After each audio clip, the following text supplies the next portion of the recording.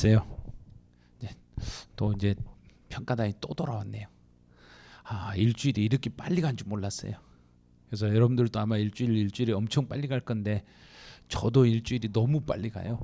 문제 만들고 해설 강의 찍어놓고 또 채점하고 그러면 후딱 지나가 버려요. 근데 이런 것을 여러분들이 전번주부터 알아주시더라고요. 막 댓글을 엄청 길게 써가지고 제가 너무 황송해가지고 그래서 글들이 너무 많이 올라와가지고 그거 다 읽어보면서 많은 분들이 참여하시고 많은 분들이 도움을 받고 있구나 그거 느끼고 저도 그 문제 만들면서 어떻게든지 더 시험하고 가깝게 또 여러분들 테스트할 때 조금이라도 더 내가 공부를 하고 시험을 봐야 된다 이런 생각을 할 수 있도록 문제를 만들려고 노력을 하는데 또 어쩔 때는 지문이 치우칠 때도 있고 그래요.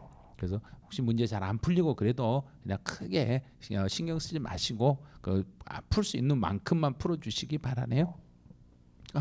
해설 강의 듣기 전에 먼저 할 게 있죠. 지금도 안 누르신 분 있어요.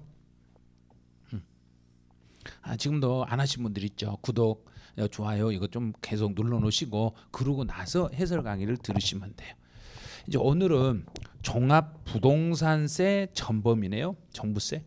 이제 종부세 전범이라 이거 어려운데 공부를 잘 안 해가지고 종부세가 어려울 수도 있어요. 자, 그러면 1번부터 한번 가보죠. 1번에서 종합부동산세 특징으로 옳지 않는 걸 찾아봐라. 이제 특징 문제인데 종합부동산세는 소유자별로 합산하여 과세하는 인세입니다. 1번은 맞았죠. 6월 1일 현재 기준금액을 초과하여 소유하고 있으며 그 사람에게 부과하는 보유과세입니다. 종합부동산세는 주택과 토지에 대해서 모두 초과 누진세로 과세하겠습니다. 그래요. 또 종합부동산세는 1,000만 원을 초과하는 경우에 물납 신청할 수 있고 틀렸네요. 물납은 금액이 아무리 많아도 안 돼요.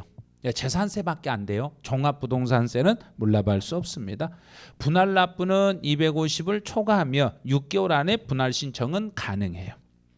종합부동산세는 원칙은 정부부가 방식에 의하여 납세 의무자가 선택해서 신고할 수도 있습니다. 그래요. 자, 두 번째 2번 문제 가보죠. 과세 대상인 걸 찾아라. 그럼 종부세 대상은 주택인데 고급 주택은 대상이 돼요. 그 1번 바로 답이네요. 이제 두 번째는 복지 시설이 소비 목적으로 사용했다. 그럼 직접 경작해서 소비했다. 직접 경작해서 소비했으니까 분리과세예요. 분리과세는 종부세 대상에서 제외. 네, 건축물 제외. 건축물은 제외. 네, 분리과세 대상 토지도 종부세 대상에서 제외. 그럼 답은 1번. 이제 문제 3번이요.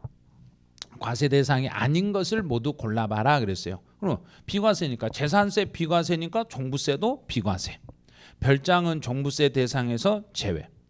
허가 등을 받아야 될 건물로서 허가를 안 받았다. 그럼 허가를 받아야 되는데 안 받았으니까 종합합산과세. 종합합산과세니까 이거는 종부세 대상. 고급 주택도 종부세 대상. 그럼 종부세 대상이 아닌 거 골라라 그랬으니까 기역, 니은 두 개가 답이 되겠네요. 그래서 답은 1번.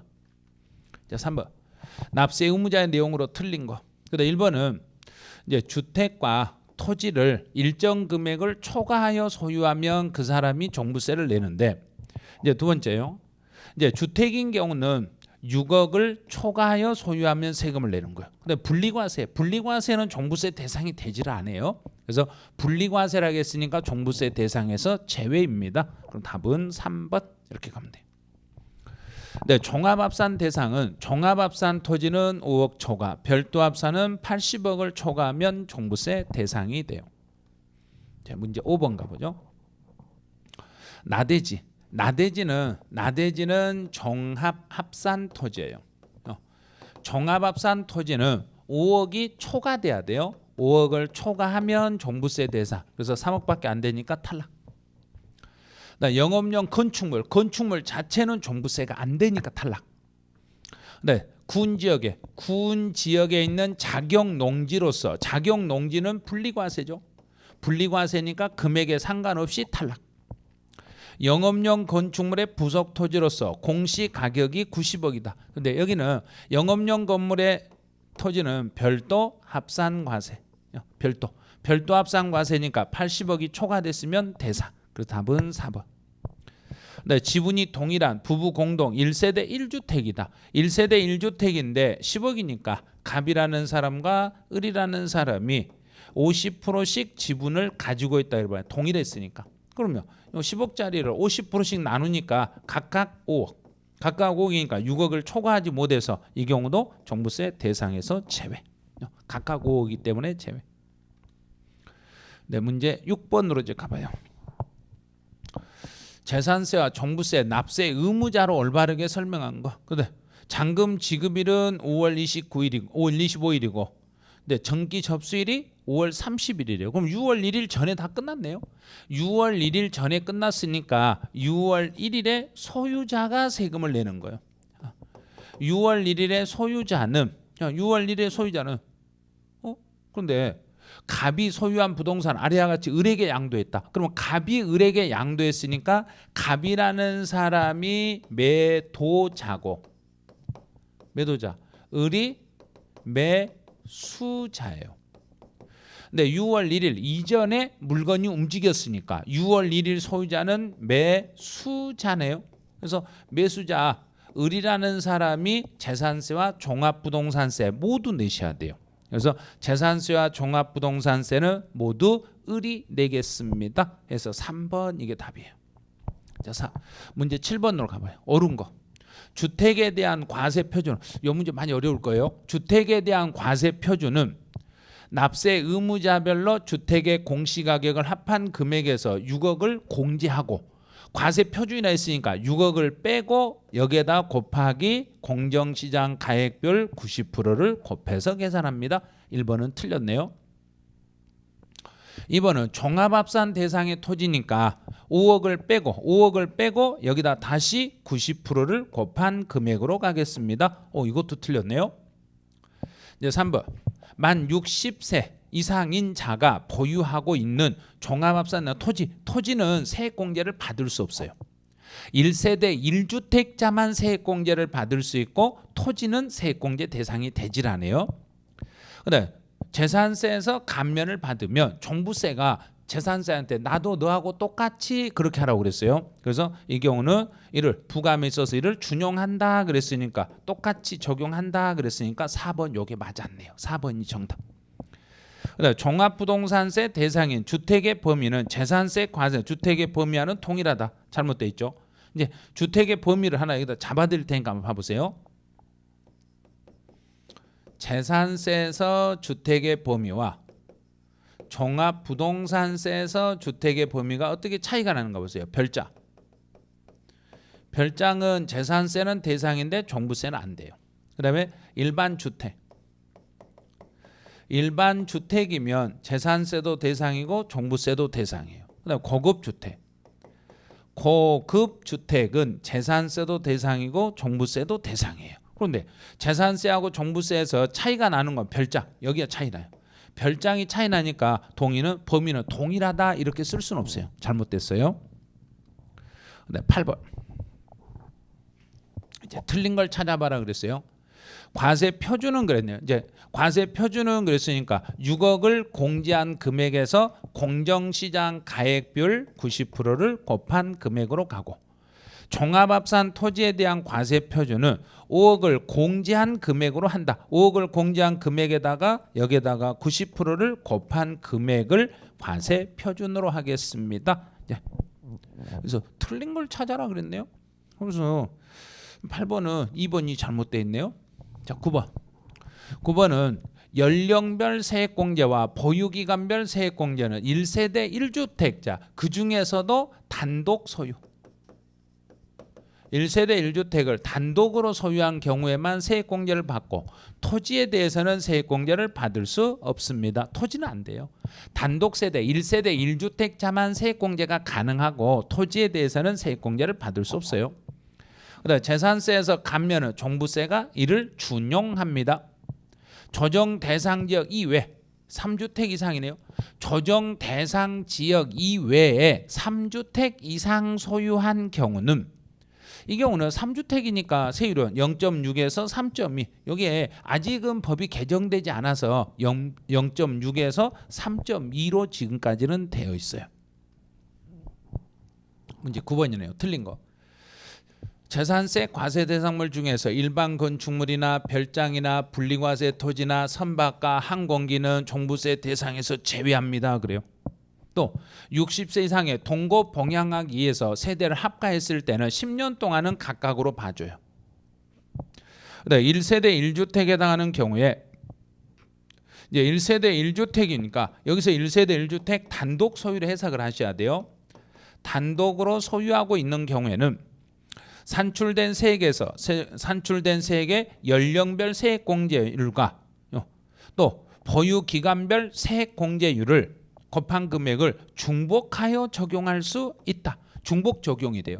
중복 적용이 되는데 최고 한도 규정이 있죠. 한도 지금 현재까지는 70% 한도를 적용을 해줘요. 즉 한도 70% 한도로 중복 적용이 가능하겠습니다. 틀린 건 3번 틀렸네요. 그다음 이제 4번은 이제 세부담의 상한제인데 일반적인 경우는 100분의 150이 상한이에요. 그런데 조정 대상 지역의 2주택인 경우는 지금까지는 100분의 200, 3주택 이상이었을 때는 100분의 300을 상한으로 해주시면 돼요. 근데 과세 표준은 계속 나왔네요. 주택에 대한 과세 표준은 전체 공시가격을 합한 금액에서 거기에서 6억을 빼고 거기에 공정시장 가액비율 90%를 곱한 금액으로 하시면 돼요. 이제 10번. 10번은 주택 수에 대한 설명으로 틀린 걸 찾아라 그랬네요.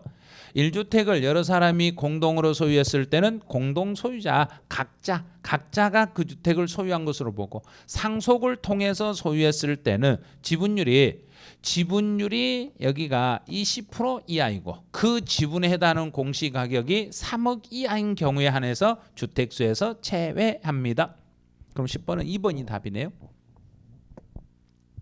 그다음 3번, 4번, 5번은 그냥 참고만 하세요. 여기서 이제 다가구 주택은 1주택으로 보는 거고 합산 배제가 되는 주택들은 포함하지 아니합니다. 주택수에서 포함하지 않습니다. 그래요. 이제 11번. 세액공제, 연령별 세액공제와 보유기간별 세액공제에 대한 내용으로 옳은 것으로 묶인 것을 찾아봐라 그랬어요. 과세 기준일 현재 만 60세다. 만 60, 60에서 65세 미만이면 10%. 65세부터 70, 그럼 만 65세면 20%. 10년, 그래도 5년에서 10년 미만 보유하면 20%, 10년에서 15년 미만이면 40%. 네, 15년 이상을 보유하면 50%. 그래서 만 70세 되신 분이 15년을 보유했다. 그럼 만 70이면 보유액 만 70이면 30%. 15년이면 50%. 그럼 두 개 합치니까 80%가 아니라 한도 있으니까 70%. 한도 적용을 받았어. 그래서 여기서는 옳은 것으로 묶인 것 찾아라 그랬으니까 기역 니은에서 1번인데 엄청 어렵죠. 이거는 이제 연령별 세액공제와 보유기간별 세액공제를 다 알아야 문제를 풀 수 있기 때문에 이런 문제는 이제 연습용으로 내는 거지 실제로 시험장에서 이렇게 내면 너무 어려워. 시간 많이 걸려요. 너무 많이 걸려서 못 풀어요. 그래서 연령별 세액공제, 보유기간별 세액공제를 이제 그 60에서 65세 미만, 65세에서 70 미만, 70 이상 이렇게 암기하시고 5년에서 10년 미만, 10년에서 15년 미만, 15년 이상 이렇게 세 개로 구분해서 보시면 돼요. 세부담의 상한에 대한 내용으로 옳은 것으로 묶인 걸 찾아봐라 그랬어요. 이제 조정 대상 지역 이외 2주택 이하다. 2주택 이하 그랬네요. 조정 대상 지역 왜 조정 대상 지역이 아니면 100분의 150. 그다음에 조정 대상 지역 내 2주택이면 100분의 200. 그다음에 3주택이면 100분의 300. 종합합산 대상 토지는 150. 별도 합산 대상 토지 150. 옳은 걸 찾아라 그래놓고 12번에 5개를 다 해놨네요. 다. 그래서 12번에 5개. 전부가 맞았어요. 자, 13번. 옳지 않는 걸 찾아봐라 그랬네요. 종합부동산세, 재산세는 재산세 과세 기준일과 동일하게 6월 1일을 과세 기준일로 잡고 종합부동산세 이제 부가 징수도 불구하고 신고 납부 방식으로 하고자 할 때는 12월 1일부터 15일까지만 해주시면 돼요. 이 경우에는 세무서장의 결정은 없었던 걸로 보시면 돼요.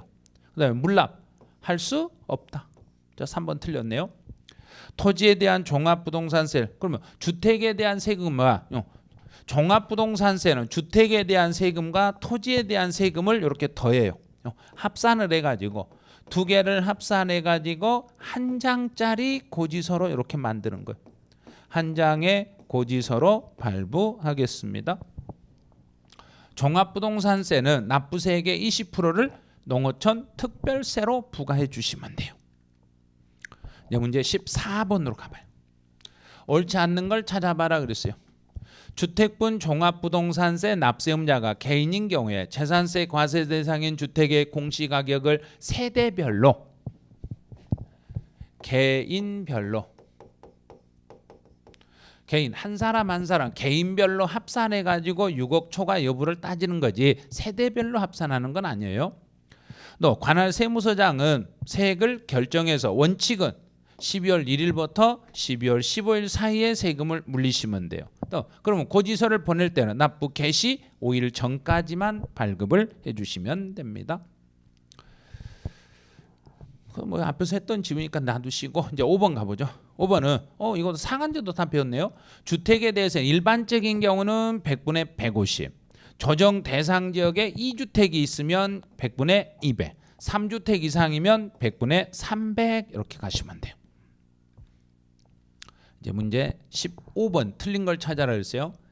이제 고지서를 보낼 때는 납부 개시 5일 전까지 보내주시고 이제 분할 납부는 250만 원 초과 6개월 안에 분할할 수 있어요. 세무서장은 세액을 결정하여 해당 년도 12월 1일부터 12월 15일까지 하는 거지. 그럼 3번 틀렸네요.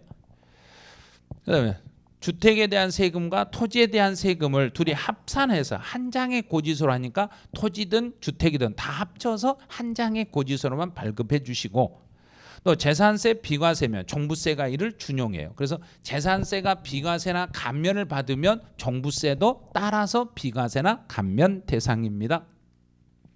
이제 16번으로 가봐요. 틀린 걸 찾아라 그랬어요.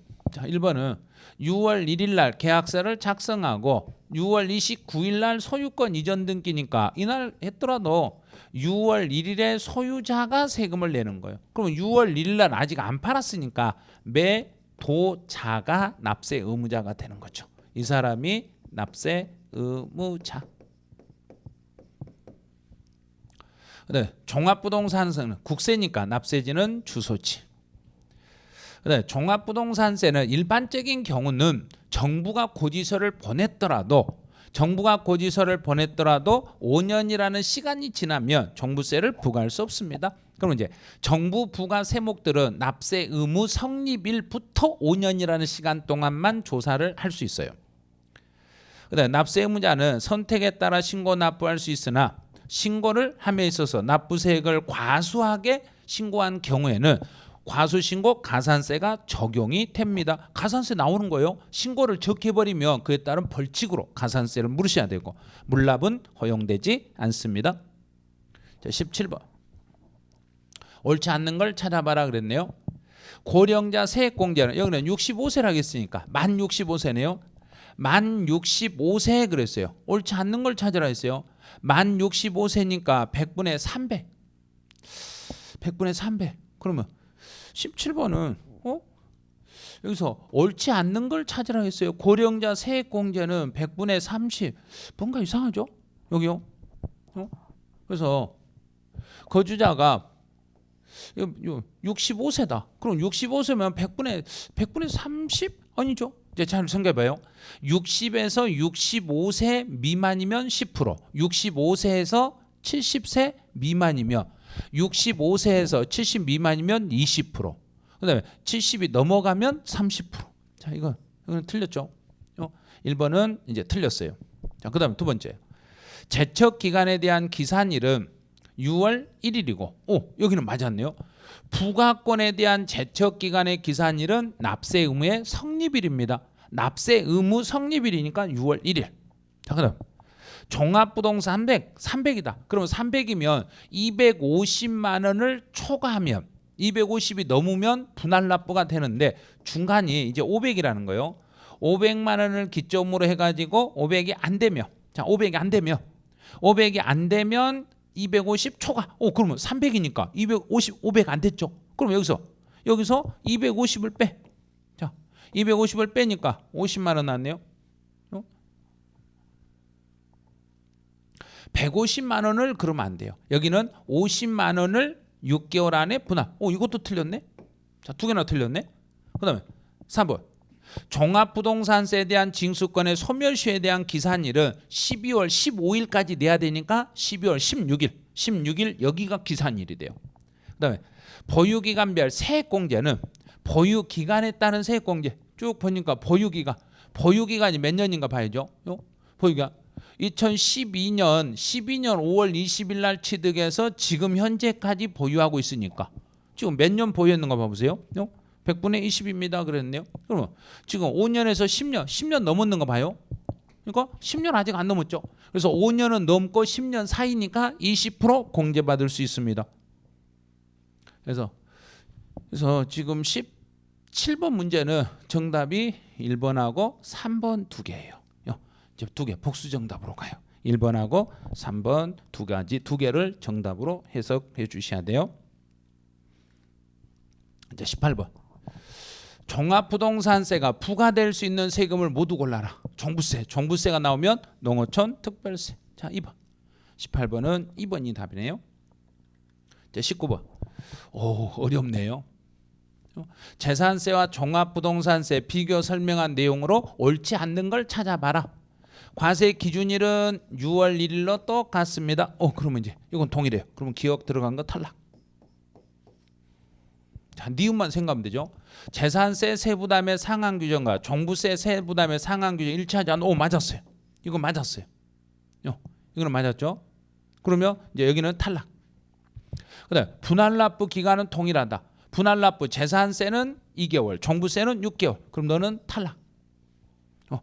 그래서 여기서 이 지문을 여기 잠깐 지워놓고 봐야 되겠네요. 그럼 여기서 첫 번째 기억은 맞았어요. 근데 니은은 둘이 일치하지 않는다 그랬으니까 맞았어요. 분할납부 기간은 동일하다 그래서 틀렸어요. 모두 분할납부 기간은 동일한 게 아니라 재산세는 2개월, 종부세는 6개월.